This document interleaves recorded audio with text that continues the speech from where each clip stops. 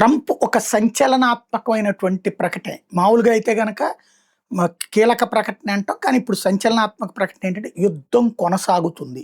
వాస్తవంగా గత 2, 3 రోజుల నుంచి కూడా అమెరికన్ మీడియా యుద్ధం ఆగిపోబోతోంది. ట్రంప్ అర్ధాంతరంగా వదిలేయబోతున్నాడు. హార్ముజ్ జలసంధి వ్యవహారం కూడా ఇక తను పట్టించుకోడు.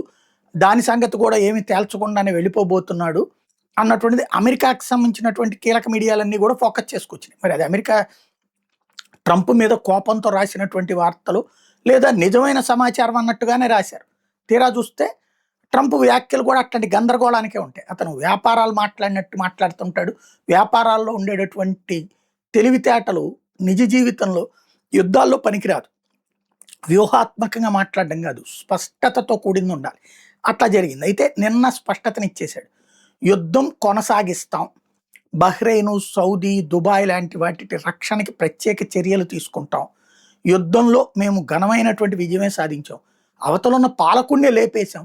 పాలకంటే పాలననే మార్చేశాం అన్నటువంటి పాయింట్ని గుర్తు చేయడంతో పాటు ఇరాన్ వలన అమెరికాకి థ్రెట్ ఉంది కాబట్టినే మేము చేసాం. అంటే ఇజ్రాయెల్ కోసం చేస్తున్నాడు తప్పించి అమెరికాకి ఏంటి ప్రాబ్లం ఇరాన్తో అంటే, లేదు ఇరాన్ తయారు చేసే అణ్వాయుధాలు రేపు పొద్దున మా దేశం మీదకే దాడికి వచ్చేది అన్నటువంటి వాళ్ళ దేశ ప్రజల్ని కన్విన్స్ చేసుకునే ప్రయత్నం చేస్తున్నాడు. వాస్తవంగా అయితే ఇరాన్ అమెరికాని తన టార్గెట్ అని చెప్పిందా లేదా అంటే చెప్పింది.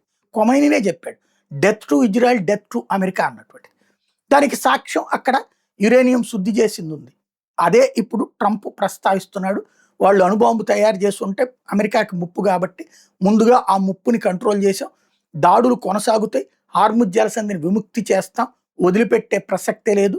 గతంలో వియత్నాం లాంటి టైంలో 15 ఏళ్ళు 16 ఏళ్ళు కూడా యుద్ధం జరిగింది అన్నటువంటి మాట చెప్పడం ద్వారా యుద్ధం ఇప్పట్లో ఆగేది లేదు అన్నటువంటిది తేల్చెప్పాడు. యాక్చువల్గా నిజం, యుద్ధం కనుక ఆగితే అమెరికా చరిత్రలో పరువు తీసుకున్నటువంటి తొలి అధ్యక్షుడు అవుతాడు. రేపు పొద్దున గ్యారంటీగా అతని మీద ఇంపీచ్మెంట్ మోషన్ తీసుకొస్తాడు. అలాంటి దారుణమైన స్థితికి దిగజారేవాడు. ఓ రకంగా ఇజ్రాయెల్ ప్రధానమంత్రి కాపాడాడు. ఎందుకంటే ట్రంప్ వ్యాపారస్తుడు.